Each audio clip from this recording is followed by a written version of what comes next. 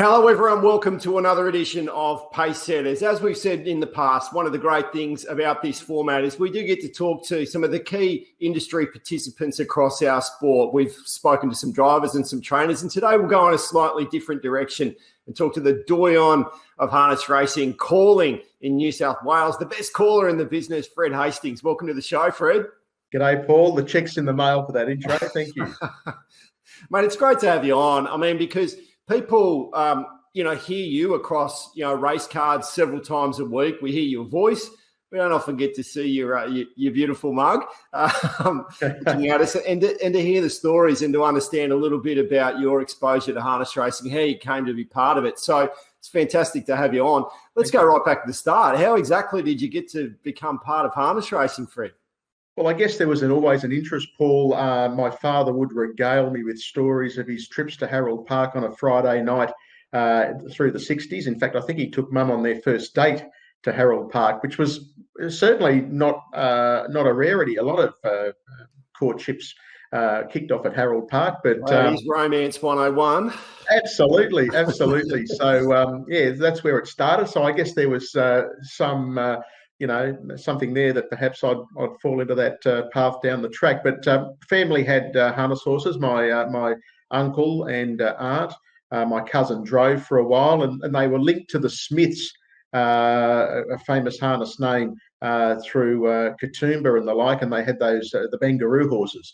So I'd follow my cousin and uncle and aunt's horses, and Dad would tell us stories about Harold Park, how he abused a driver at the fence because he didn't like the drive, or he had his last 10 shillings on something at 33 to 1 and it got beaten a nose. So all these stories, and I guess from there there was a fondness for harness racing. But it wasn't until I was 9 when Mum and Dad were painting the house, and they'd have the radio on a Saturday, and they'd put a few bets on at the TAB, just 25-cent bets, as you'd have back then, 25-cent units, and the radio would be on in the background. And I thought I could do that. I could be a race caller. And I floored them when I said I want to be a race caller, because I was pretty good at school, and they thought I'd be a doctor or a lawyer or something. And that wasn't to be. I was quite happy to go down the path of a race caller, Paul.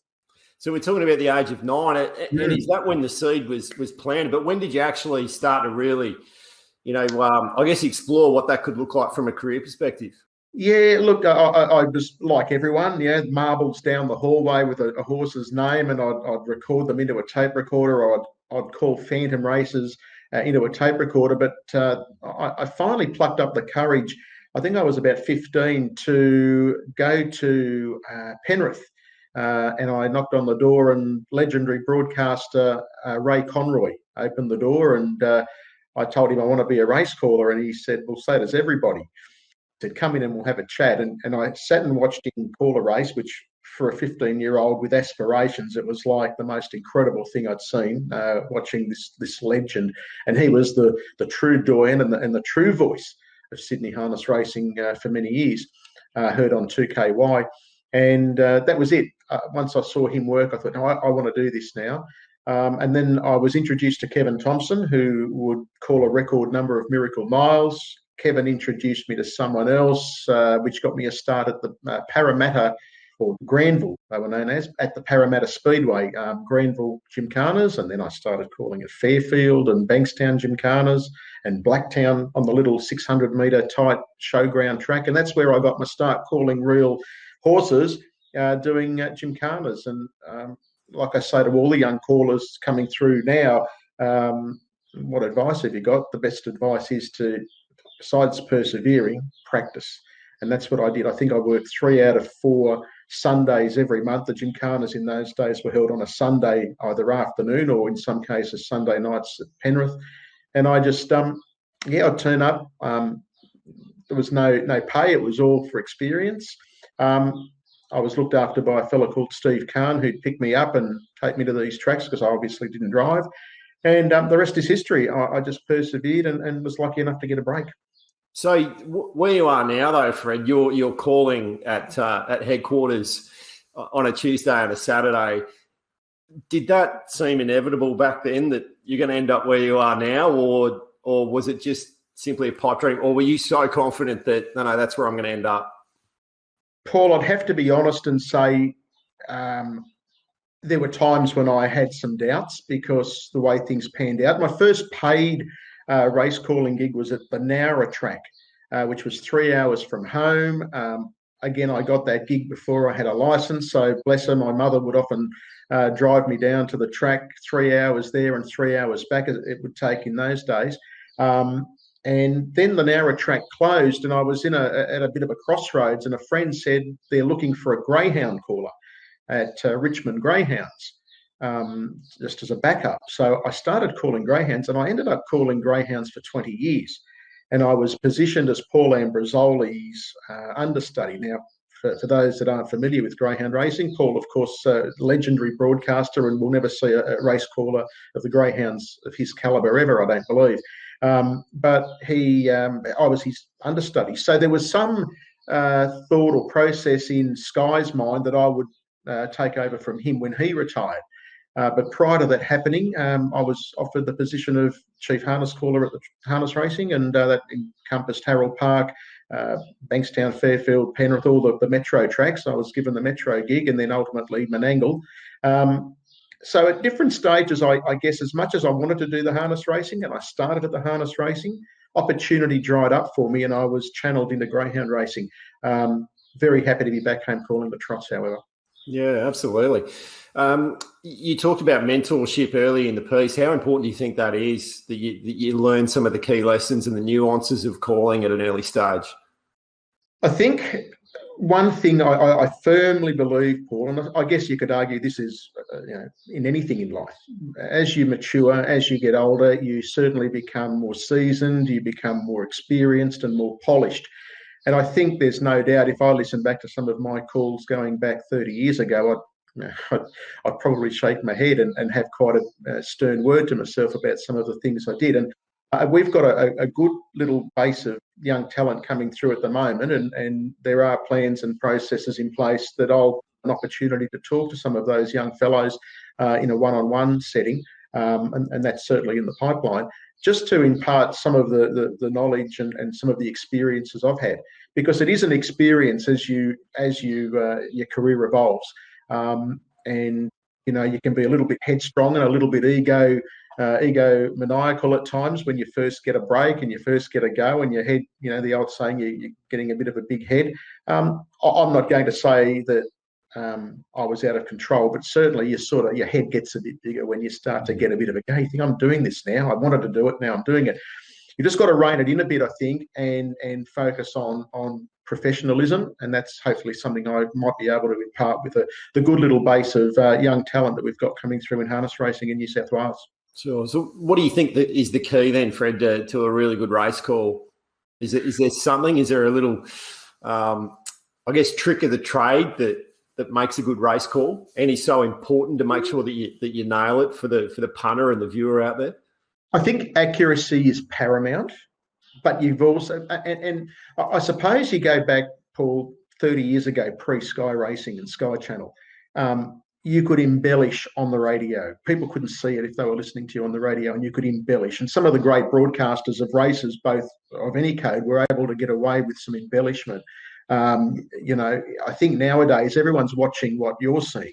Your job is to add the touches that, and also to cater for those that aren't watching it, of course. But you've got to meld accuracy, I believe, with a little bit of entertainment and a little bit of excitement.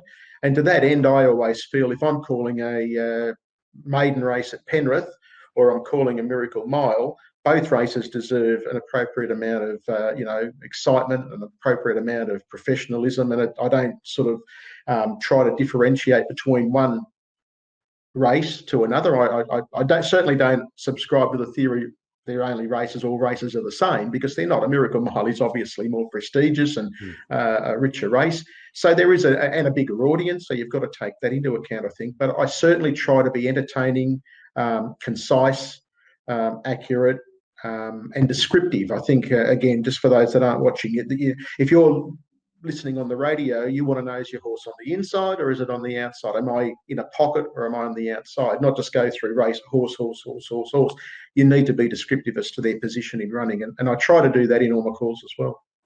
So when you're putting a call together, is it if you could petition it up, is it more important to be telling the story and the narrative of the race, or to be delivering an outcome for the punter who wants to know what happened in that race? Like, where does your mind go? Is one more important than the other, or are they both in equal parts? I think they're in equal parts, Paul. I think you've got to paint the picture, and then you've got to deliver the finish, and you've got to deliver it accurately. And for me, it's the whole package. When from the time the studio crosses, I have a job to do, and that is to be as descriptive and as accurate, as entertaining. Try and meld it all into one, so that those either watching or listening can paint a picture in their mind. You're pretty much creating a visual for those that aren't watching, and even for those that are watching, Paul. There are things, I know. Sometimes even watching or calling a race live, you might miss something and you see it on replay. It's the same for those watching live. Sometimes they miss something. Sometimes horses are out of camera range, so you're describing what's happened to them, where they are, how far back they are. So I think it's the whole, it really is a full, complete picture of what's happening, and my job is to describe it for those that aren't there best I can. So in a race call, Fred, we obviously... let's use Menangle as an example. Obviously, the race starts. We're setting the scene, and like any race call, whatever code we're talking about, it starts to escalate as we go along. Is that your emotional journey as well? And at what point do you feel things start to really change in yourself, because the intensity of the call changes, that things get faster, things get more important?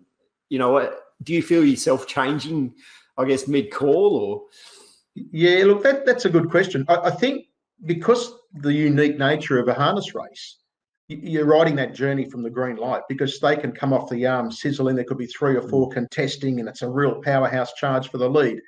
Then they back it off. So then you get time to back it off with the horses and go back into a tempo that allows you to get through the horses before you ramping it up again at the home turn.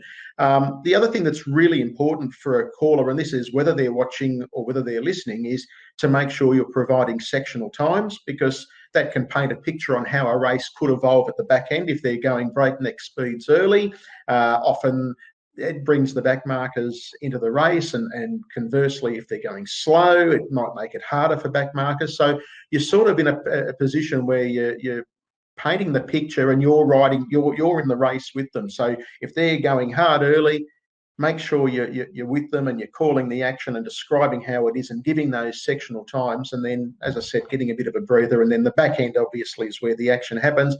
And some of the great finishes at Menangle, we can get 4, 5, 6 horses across the track. And as much as I pride myself in trying to be as accurate in terms of finishing order, sometimes you might get 5th or 6th wrong, or 4th and 5th wrong. I hate getting 1st and 2nd wrong, and we're only human race callers. People have to remember that we do make mistakes, but fortunately, they're I'm happy to say few and far between. Freddie, we're recording this on a Tuesday morning. There's a race meet this afternoon, and there was one only a couple of days ago at Menangle on a Saturday. Yep. So what does today look like for you? What does a typical race day look like? Because this is morning of a race day. I don't normally give a time reference in these things, but I think that's important, because we're morning of a race day. So how does a normal race day pad out for you, given that you're calling in a few hours? Well, my normal race day probably starts the day before, when I'm finalising the form. Part of my job with Sky Racing is to provide 4 tips per race, which are provided to the broadcasters Australia-wide. They get a copy of the tips. They can access the tips. It's also posted on the TAB website. And that's obviously to share my thoughts on a race and perhaps encourage wagering. So my Tuesday kind of starts Monday afternoon, and I spend probably 3 hours. Sometimes I'll look at replays. There might be, and we get it a lot at the Tuesday meetings, Paul, horses having their first start at the track, or even in the state, or even in the country. So I go back and I'll have a look at replays of their last 1 or 2 runs, generally sometimes from the 400 at the start, to see their gate speed, and then from the 400. So I kind of spend that much time on the form. Then Tuesday, it's obviously, through the scratchings, finalising any selections, and then at around 9:30, I key them into a portal that Sky Racing give me access to, and that's the tips are lodged. Then from there, I probably just relax a bit until I jump in the car. I live about an hour's drive from Menangle, so off to Menangle I go, and once I get there, I set my stand up, set the headset up, get everything ready. And in the meantime, I've been contacted by the producers at Sky Racing Radio, and they send me a time that they want me to come on and provide the late mail or market movers, as we call them now. And then from there, it's just, the process of going through a race day, calling the race, learning the colours prior, of course. So about 10 minutes prior to each race, when the horses come onto the track, I familiarise myself with the colours and link them to the names of the horses. And then when that race is done, you expunge all those names, and the process repeats 10 minutes prior to the next race, and so it goes.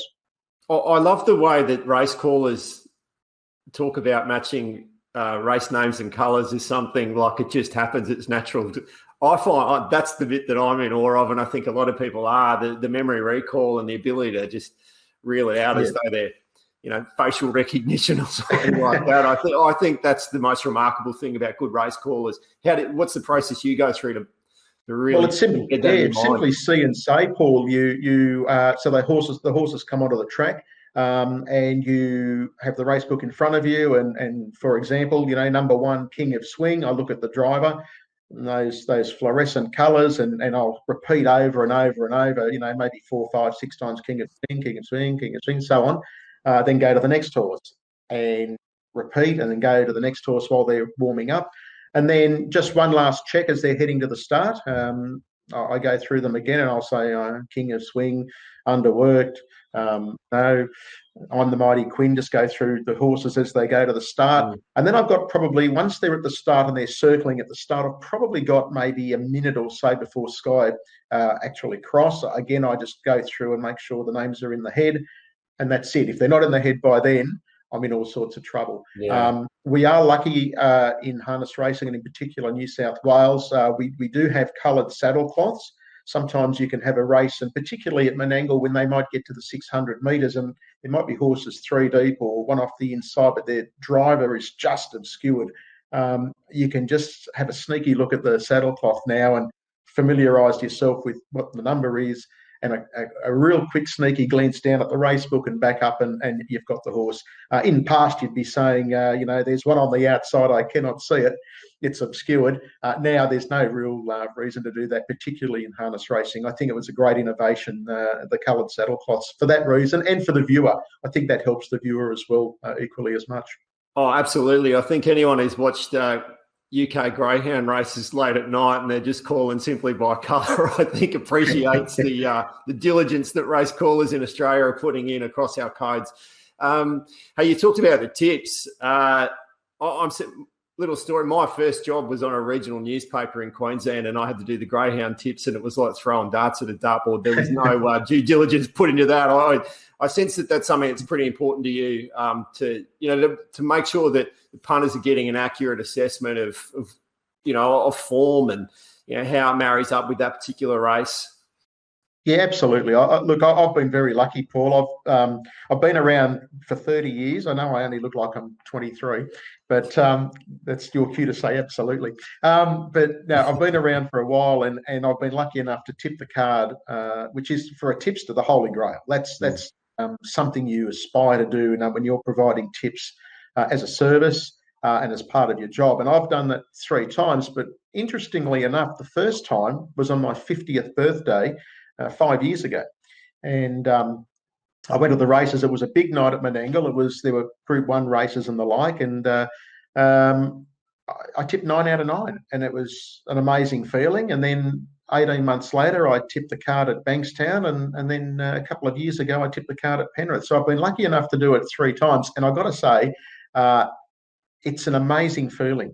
It's nice to tip 3 winners, 4 winners out of 8, 5 winners out of 8. But when you tip 9 out of 9 or 8 out of 8 or whatever the case may be, you really feel you've accomplished something. And those hours where you're sitting down and you kind of think, oh, it's a beautiful day outside. I should be out on the balcony having a beer or whatever. But part of your job is to provide those tips. I take it quite seriously because people are investing their hard-earned. And sometimes they're investing their hard-earned on what I suggest. So I take that as a bit of responsibility. And yeah, I do. I put a fair bit into that. Yeah. No, I think you're right. I think a lot of, particularly, casual punters or, people who are just having a beer at the pub and that, they'll be like, oh, well, what's, it may not be you, but whatever the tipster on Sky is put forward, I think it gives an element of confidence if they know that the work's been put in. It certainly helps. Hey, you talked about, calling and different scenarios and that, but you've done some calling overseas. You did a little bit of calling at Yonkers. How was that different to what we experience here in Australia?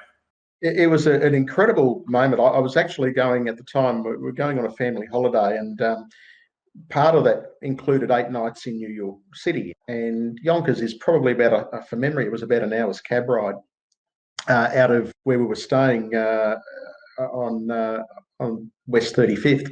So we got in the cab, and what I had done is before we went, Paul, I actually asked if work would contact the officials at Yonkers and just see if they would be willing to let me call a race. Well, they come back and said, we'll let him call 3 races, but make sure they're races you can broadcast and bet on.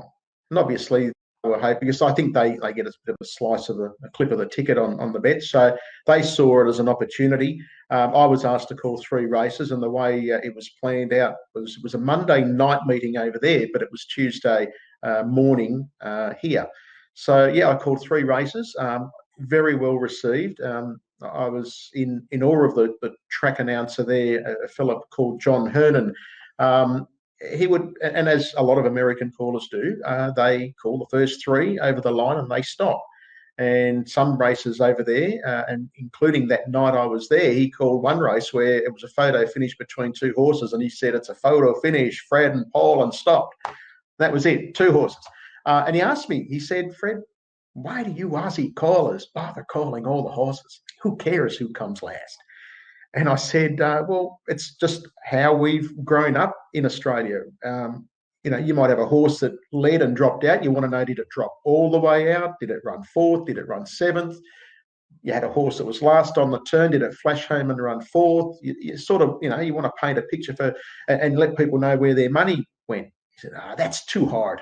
And that's exactly what that's too hard. So I called the Australian way with, full run on. And as I was leaving, the judges had to walk through the judges box there, and the judges actually made the comment, you can come back and call anytime you want. That was great. So it was nice to have them well received. I was as nervous as a kitten, I have to say. I don't think I've ever been as nervous calling a race, especially the first one. And once I got through it, I think the cab ride back to where we were staying, it was much relief, because I think as much as I think by the time we got to that night, it was the Monday night, we'd already been in the States a week and a bit. But in the back of my mind, and certainly I was a bit on edge about the thought of calling races in America. And funnily, Paul, I think the day before, a couple of days before that, Meadowlands contacted Harness Racing New South Wales and actually said, we hear, one of your callers is in the States and calling at Yonkers. Any chance we could get him to Meadowlands to call a couple of races? And I found that extraordinarily flattering. I couldn't do it because we had tickets to the Lion King and couldn't upset the family plans in that regard. But I actually wrote back to Meadowlands myself after I got the tip off. They were inquiring after me, and I've been told if ever I get back to the States, and as you know, in this current climate, we that's a big question mark. If ever I get back to the States, I'm most welcome to go to Meadowlands and call a couple of races there. So that was a really nice touch to have had that offer while I was over there. Yeah, that's fantastic. I was going to ask you about that. Is there other tracks on the bucket list, COVID permitting? Obviously there's racing through Europe as well. Have you got any ambition to have a crack over in other parts of the world? Yeah, look, to be Frank, I haven't always thought about it, except when I was a kid, don't ask me why. I can't really. It all stems from a newspaper clipping I saw about a horse from the States called Caesar Blue Chip, who came here, and I think he stood service stud out with the Honans, but many years ago, I'm talking, Paul. And there was a clipping in the newspaper of this horse racing at Yonkers. And I thought, what a cool name, Yonkers. I'm going to call races at Yonkers. So I don't know whether that subliminally was implanted in me and embedded in me. And when I got the chance to go to the States and, realise that Yonkers is in New York City, and that fired the passion of call overseas. But the only race I probably thought I'd love a crack at would be the Elite Lobbit in Sweden. But look, at the moment, those plans are on hold. But if they knocked on my door, I'd certainly entertain the thought of going. Well, I think you're very fortunate that you're calling it, headquarters of at the essentially the biggest racetrack in the country, and we've got the biggest races here in New South Wales with the Miracle Mile and the Inter Dominion later this year. So, throwing forward to that, excited about the Inter Dominion in December this year. Yeah, Paul, I am. It's a great series. I caught my first Inter Dominion in 2010.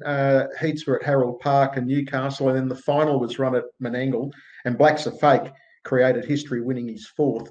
And then I was fortunate enough through the period where a jurisdiction was able to get 3 consecutive Inter Dominions. So Club Menangle and Harness Racing New South Wales combined to get the 2013, 14 and 15 Inter Dominions, and I called those, of course, won by I'm the Mighty Quinn, and Bowtide won a couple of them.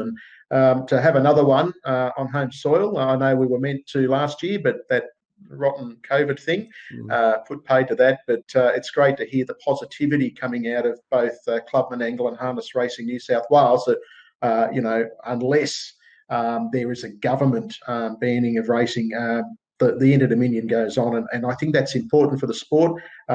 Yes, we've got the Miracle Mile and we have some of the great races here in New South Wales, but the Inter Dominion has so much prestige, so much history. To have it back in New South Wales is a great thing. Yeah. From a calling perspective, Fred, obviously, as I said, we're doing this interview on a Tuesday, and we've got the midweek early races, first starters, and that there must be heightened emotion and nervous energy and expectation, all those things that go into a call of an Inter Dominion and a Miracle Mile and some of those Absolutely. Really big races. Like, you feel yourself, it's like a grand final as a caller, you getting up for it? Or? Yeah, absolutely. That's a really good question. And people say to me, do you get nervous? I think if you don't get nervous before a Miracle Mile or an Inter Dominion, you shouldn't be doing the job. If you're not a bit on edge, you shouldn't be doing the job. It's how you control those nerves and the energy around that. And I try and pour back into the fact that, I'm there to do a job. The stars of the show are the horses, and I'm there to try and facilitate how that looks for people that are either watching or listening. And I take it very seriously. So, there's nervous energy. It is my grand final. Miracle Mile night is such a build-up, as an example, because you've got races leading into that, as well as, you've got the Chariots, which has just become a real good race and a real good indicator of Miracle Mile form. I think the last 4 or 5 years, the winner of the Chariots is placed in the Miracle Mile. So it's a great race in itself, the Chariots. So all that leads to Miracle Mile night, and there's nervous energy. I'd be lying if I said I wasn't on edge, but as I said, if you're not feeling edgy on those big days, get out of the box and let someone who is do it. Yeah, all right. Let's put you on the spot then. Which drivers really give you a thrill to call in this current day? I'll say this, Paul. Definitely, I'm an unabashed fan of Luke McCarthy. I think he's an incredible judge, and I think he, at the moment, is certainly the king of the crop in New South Wales. That said, I think like never before in New South Wales, we are blessed at the moment to have an incredible array of junior talent coming through. When you go rattle the names off, like Jack Trainer, like Cam Hart, Will Rickson, And there's so many other juniors coming through. Then you got drivers like Seaton Grimer, who's only very young and showing great talent. Even Jack Brown, all these young ones are coming through. And then you've got people that aren't really that old, but you kind of consider they've been around for a long time. Robert Morris, he turned 30. Just 30 on Saturday, and yet he's been around for so long and he's driving as well as ever. Gavin Fitzpatrick's been around for a while now. Blake Fitzpatrick. So we've got this incredible blend of, the Luke McCarthy's and drivers around that age group. And then you've got this talent nipping at their heels. We've got some great talent in this state, and that's exciting. What about horses? I suppose as far as I'm a very big fan of King of Swing. I've caught him winning all these races of late. But going back, I think one of the most underrated champions that we've had in the last 10 years is Bowtide. When people talk about great horses in the last decade or so, Blacks of Fate comes up. Lazarus is certainly one of my favourites, comes up and the like. But Bowtide, he won a Len Smith Mile, a Miracle Mile, a Newcastle Mile and 2 Inter Dominions. He was a terrific horse who came from Tassie. James Rattray brought him here, and the rest is history. And I think when you sort of think about some of the really good horses and the big races won, you can't leave Bowtide out of discussion, because he has been a superstar horse at the top level, and particularly at Menangle. You didn't call them though, Freddie. You're the man who called them. So, mate, you must be super happy with the journey that you've been on, and the progress you made, and the opportunity that you currently have. Given what we talked about at the start of this show, the dream as a 9-year-old. Yeah, it is. Look, I'm grateful. I think in this type of job, and this is not said to be, I